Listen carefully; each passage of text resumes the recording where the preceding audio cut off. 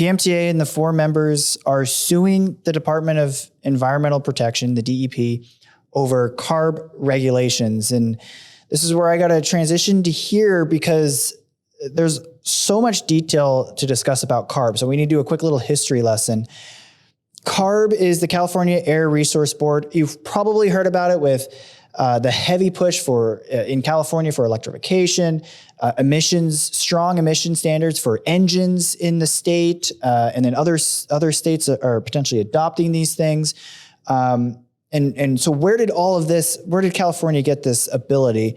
And so specifically, California has the unique power to design its own vehicle emission standards because in 1970, the Federal Clean Air Act gave California the authority to deal with the smog around Los Angeles. So other states cannot adopt their own emission standards as far as I can tell. Instead, they have 2 options, either adopt the strict California emission standards or use the federal standards, which are less strict. Now, today there are 16 other states that have adopted or partially adopted or are looking to adopt into California's strict emission standards. Specifically in Pennsylvania, it was 20 years ago that Pennsylvania DEP adopted CARB's emission standards, specifically referencing for the diesel-powered vehicles weighing over 14,000 pounds. And so as a result, anytime CARB revises its rules, Pennsylvania's heavy-duty diesel emissions control program has to automatically update to adopt the California rules. There's still a process in place. And while this is interesting, the crazy part about all of this is that there's more strict regulations that CARB adopts over time. Specifically, August 2022, CARB adopted California Governor Gavin Newsom's zero emissions program by 2035. So it relied on heavy vehicle technologies such as plug-in hybrid electric vehicles, battery electric, and hydrogen fuel cells electric to meet the air quality and climate emission standards for the state. Of course, that has a knock-on effect for other states adopting it relatively automatically. These regulations include increasing stringent standards for gasoline cars, heavy passenger trucks to continue to reduce the smog emissions. And the advanced clean truck regulation would require that by 2045, every truck in Pennsylvania be zero emission. That's just over 20 years. And the California rule is estimated to have like 300,000 zero emission trucks on the roads by 2035. And that's a lot in just like a 10-year time frame. Even though Pennsylvania was one of the 15 states to sign on to CARB's advanced clean truck regulation in 2020, there'd still be, DEP would still be required to promulgate new regulations through a public process. Rebecca, I'm curious, how do these regulations have a catastrophic impact on the transportation industry? Well, that's a lot to talk about. Emissions regulations are very complicated, but initially how my attention came to it is 2 years ago during the summer, right before 2020, so it would be the summer of 2021, we had some dealer members of ours come to us and say, hey, trucks are really increasing in cost next year. This is a real problem for us. And come to find out, the problem was that because we were tied into these CARB, California emission standards from 20 plus years ago, and they were changing in 2022 to, in the 2022 regulations only required an additional warranty be purchased on the truck. So that didn't change the engine. It was the same engine, same truck, period, that was sold elsewhere. But the cost was going up between $2,300 and $4,500 per truck just because of the warranty, the mandatory warranty. So I started asking a lot of questions. Well, how did this happen? How do we get here? And so that's how we figured out that we had, signed on to this emissions standard 20 years ago. And it was going to be affecting us starting in 2022, but stepping up, like you said, so that more and more onerous emissions requirements are going into effect over the next couple of years, including in 2024. And then again in 2027, in which those 2 years we have extremely strict CARB emissions Right. standards going into effect. So up until recently, those CARB standards hadn't been a huge problem because there really wasn't any difference between those standards and the EPA standards. But it's going to be a huge problem from here on out because it will be difficult to purchase trucks across the country that comply with the California standards because Right. it's difficult to produce them. 2024, not so much, but in 2027, it's going to be difficult for the manufacturers to figure out the best solution to comply with the standards. And then once they figure it out, just getting enough trucks out to meet demand is a Right. whole nother issue. So there's a huge possibility that there won't be trucks available in certain classes that comply with California standards. So in order to protect the Pennsylvania's trucking industry, which of course is a huge industry and responsible for a lot of jobs and economic growth in the state, we thought it best just to try to get a handle on this and see if we could get out from underneath the California standards. Because fundamentally, we just don't think it's fair that California regulators regulate Pennsylvania trucks. And I'm curious because obviously, it was adopted 20 years ago for Pennsylvania to do that. Has there been past examples where, DEP was sued over CARB regulations in the past? Not that I know of. Okay. Yeah, I'm not aware of any. It hasn't been an issue until recently, I believe. So Yeah, and I know, you got the manufacturers are suing CARB specifically in California over this, and I can't remember if that actually they just settled or something with this process.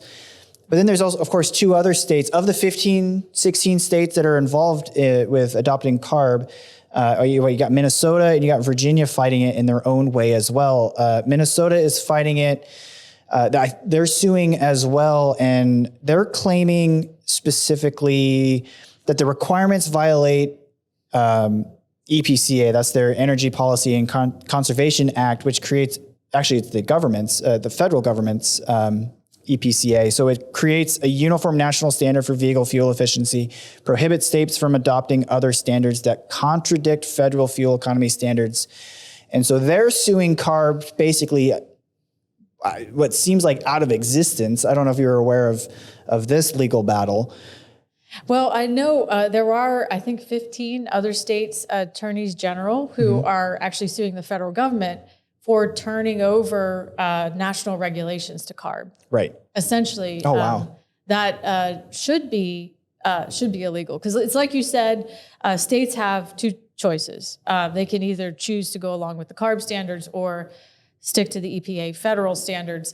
But I mean, I'm not an attorney, but I don't know of any other law where you can choose to follow another state or go with the federal right. It's so awkward, Right. so strange. And why a state would turn over its own legislative and regulatory authority to another state just doesn't make much sense to me. So I think there's a really valid, challenge to that law. So I hope it succeeds. And if it does succeed, does that mean the state would have their own standards that they could do, or is it just defaulting back to federal regulations? Well, like I said, not attorney, but I think it would default to the federal. I believe so too. That's what it sounds like. Because then again, that whole chaos of trying to mandate each state having their own power for this would be an interesting process moving forward, and a different tackle, which sounds like nobody wants anyway. I mean, that's not to say too, I think the federal regulations are concerning as well. Yes. The federal EPA, heavy duty emissions regulations also are very concerning. And I know the industry is trying to fight for more realistic, doable emission standards there as well. Right. And I know, so Virginia, when they're fighting it, I think it's legislative. They have a House bill that's trying to get through, that did get through, to get out of under CARB's regulations, but likely going to be shot down in their Senate. I believe Pennsylvania as well. It passed the House for fighting it legislatively to get out under CARB, and again, likely going to be shot down in the Senate legislatively. Are you a part of that legislative process as well? Yes, that was the first thing we tried. We had a bill introduced in the House. Our members testified in a hearing. And the legislators agreed that it was a valid concern and wanted us to try to get out from under CARB. So, and I will say, even the Department of Environmental Protection in Pennsylvania understands that this was a concern for the industry. Right. They realized that in 2022, the only difference was the warranty. It was the same engine. So they actually issued a suspension of enforcement order. So they aren't actually enforcing the regulation right now in Pennsylvania. But one of the problems with that suspension order is that it actually leaves companies, both dealers and buyers of trucks, liable for a challenge. So if a private entity wanted to challenge them in court for not following the regulation, that could be done. So that's a concern for us. So we did ask for a legal change, and there was a bill introduced in the House that year. It did pass the House, and it got over to the Senate, but it got all the way to the very end of the process. It just wasn't considered at the end of the session in the Senate. So this year we actually have a bill that moved in the Senate, and it would suspend enforcement of CARB through and address the liability concern too, through model year 2020 until model year 2027. So at least it's a delay. And that has passed the Senate, and now it's in the House. It hasn't yet been considered in the House. And so just remind me, the viewers, so the legislative process in the state, each state has the process, create new bills, they have a timeline to try to get it passed, and then the end of the session happens. When's the start of that process? So each session in Pennsylvania is 2 years. And we just had a session start this year, to the 2023-24 legislative session. So all bills that are introduced, that were introduced last session, have to be reintroduced this session. So we got that particular bill reintroduced this session, and it has to pass either the House or the Senate, whichever House it's introduced in, and then it has to go over to the other chamber and be passed there, and then be signed by the governor. And of course, there's committees that it has to go through as a part of that process too. Usually, the transportation committees, in our case. So that's where we are. That bill has passed in the Senate committee, made it all the way through, passed finally in the House on the Senate floor, and then got over to the House chamber, and now is in the House Transportation Committee and hasn't been considered yet there. Right. And so obviously all of this is surrounding, obviously zero emissions, electrification that's coming, diesel trucks. Do you see that still being the future? Is it a long-term thing? Obviously you want to slow it down to just be able to handle a transition, but is this inevitable? Is the transition to electric inevitable? Electrical or zero emissions, whatever that's defined as? Well, I think we don't know that yet. Yeah. I think the trucking industry is going to be diesel for a long time yet. Especially long haul. Yes, exactly. But that said, I do think there are certain sectors of the industry that it makes sense to be looking at other options, and they are looking at other options. So some of those options are electric, but I don't want to discount things like CNG, LNG, and hydrogen is coming too. Yes. So part of the issue that I have with mandates, like CARB's mandates, that are pushing us sort of ahead of the technology, I have a real issue with that because we want to let the technology develop, because we may be making decisions now that, set us up for failure in the future. Because who's to say that we're not going to develop the perfect solution for instance, long-haul trucks and hydrogen? Right. But if we're going to mandate no emissions electric vehicles now, we're not going to allow the time for us to develop that technology that over the longer term is going to be much better for the environment and for the industry. Yep. So I think we have to be give a little grace to the time period that it takes to develop these technologies and be realistic about what the industry needs out of the technology. Because if we go too fast, we're going to be making probably poor choices for the environment, and B, for the industry. And everybody knows how important the trucking industry is. We do not want to set it up for failure. And that makes complete sense. And then we're also in this environment where President Biden passed the infrastructure bills, which has a big influx of money into this EV transition process. In the state of Pennsylvania, there's a lot of discussion of, charging stations. Obviously, there's regulations on, what kind of vehicles, smaller vehicles, what the charging standards are. But for medium and heavy duty trucks, there's no standard yet for charging stations specifically. But while there's this long-term or even this quick discussion on infrastructure, electric charging infrastructure in Pennsylvania, is PMTA still in this process of sort of, hey, make sure that there's drive-through charging stations for truckers eventually, keep that plan in place, or? Well, I think we have to be aware of that. I've had a lot of conversations with PennDOT lately on truck parking because I am actually, the chair of study that they're doing right now on truck parking. And I try to bring this up from time to time when we talk about freight planning, truck parking, that type of stuff. And luckily, we're not pushing the industry into electric right now in Pennsylvania. However, surrounding states are. Right. So those trucks in surrounding states are going to need to drive through Pennsylvania and stop at Pennsylvania rest areas. Yep. So that's one of the things that I do bring up when I get the chance, that we need to give some thought to the charging infrastructure for sure. And we know that charging trucks is just worlds different than charging cars. Completely. And I just saw, I'm sure you saw it too, ATRI study on electric charging infrastructure, that just one truck stop that they used as a pilot would be the equivalent of 15,000 homes. So a lot of these truck stops and a lot of rest areas that we're talking about are in rural areas where there's not a lot of infrastructure, period, not to mention like Correct. Truck parking or even roads. There's just not a lot of infrastructure, period. So we do not have the electric infrastructure to build out those charging stations right now. So it's absolutely something that needs to be thought of and something that I try to bring up. But when we talk about truck parking, we know there's not enough parking spaces for trucks as it is. 1 for every 11 drivers is nowhere near enough. And we know of a major problem in Pennsylvania.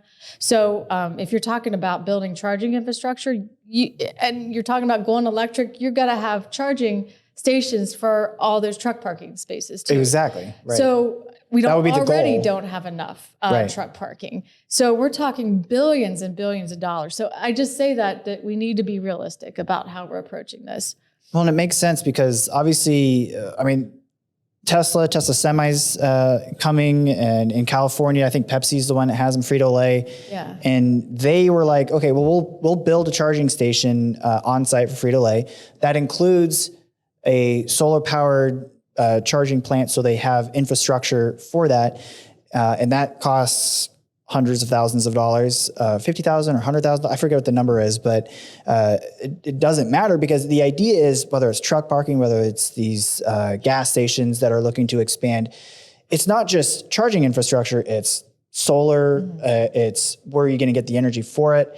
Like I know, was it Ohio, Pennsylvania, on the turnpike, they're looking to do electric charging under the roadway. So charging while you drive. And their goal was, it's fascinating technology if it especially gets to the point where it makes sense, let alone trucking's a lot more energy needed. So would it even work for trucking? Who knows? But if that happens, again, that's their plan is to build a solar field to charge or be able to handle that charging. And you got to think, you just mentioned infrastructure in general. We don't have space for not just the charging, but then the solar or however else they're going to get the electricity. It's an interesting dilemma. Well, and not only that, but I talked about the lack of truck parking now. Generally, we're hearing from members that if you're going to replace trucks with electric trucks, it's a 1 to 2 proposition. So you really have to buy 2 electric trucks to replace that 1 diesel truck. And that has to do with a lot of things, charging time, using your driver's time effectively. And, a lot of the components that go into driving an electric truck. Well, imagine twice the trucks on the road too, and what that means for infrastructure. So there's just really a lot to think about. And we just have to be very careful with mandates.